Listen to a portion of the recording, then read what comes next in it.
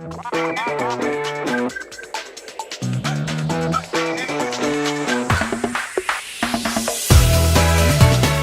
1795 and 1918, the Polish state did not exist.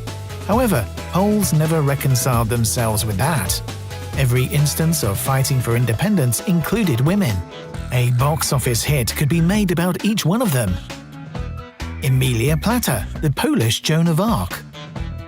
In 1830, a 24-year-old noblewoman, during the subsequent November uprising, when Poles ruled by the Russian Tsar uprose against him, Emilia Plata, dressed as a man, formed a several hundred-strong legion and waged several victorious clashes with Russia's regular army.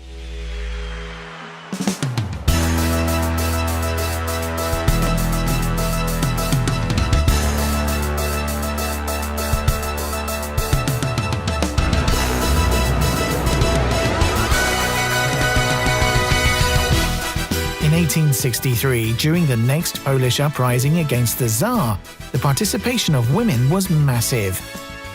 Polish women often dressed in mourning clothes at the time to manifest their patriotic sympathies. The women were such a threat to the Russian occupiers that the Russians court-martialed criminals of both sexes, as they put it. Back in the times when women the world over were struggling for equal rights, the Polish woman from Warsaw, Maria Skłodowska-Curie, showed them all that women can even surpass men in science. After all, she won 2 Nobel Prizes, one in physics and one in chemistry. Józef Piłsudski, the co-founder of Polish independence, adored women, and they him.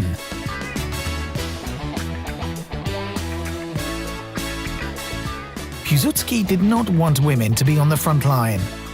But in vain. The women themselves pushed to get into the legions fighting the Russians during the First World War. The Voluntary Legion of Women was created in 1918 and gathered 2,500 women soldiers. 2 years later, when the Polish army was defending Vilnius from Russian Bolsheviks, a Times correspondent enthusiastically telegraphed to London, "Women with rifles are defending the city." It was a worldwide sensation.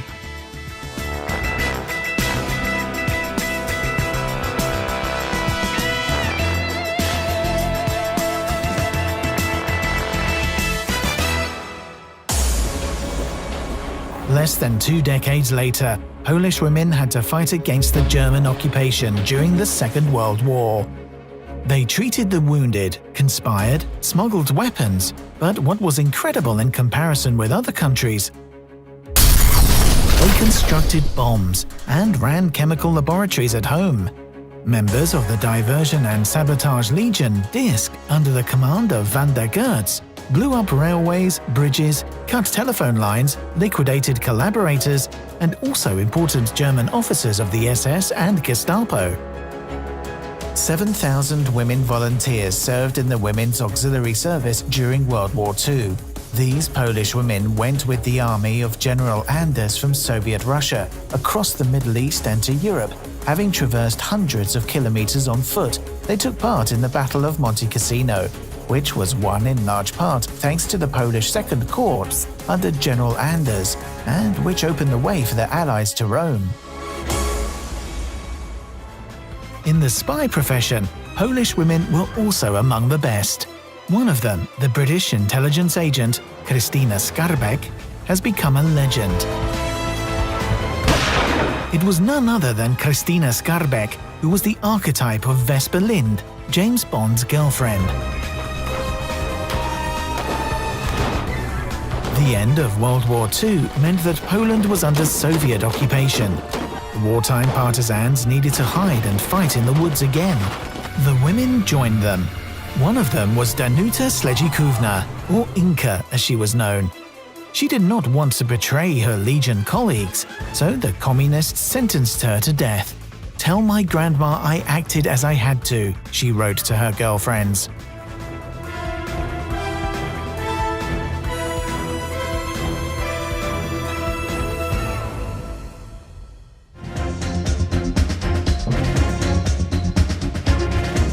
During the Solidarity Revolution movement in the 1980s, cameras of Western TV stations showed men with moustaches, but women also played an important role.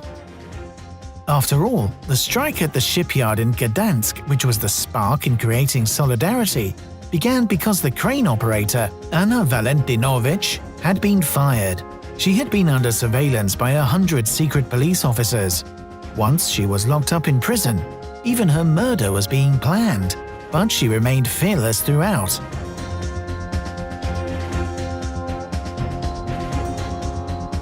The role of women in the armed struggles for Polish independence accelerated the process of women's emancipation.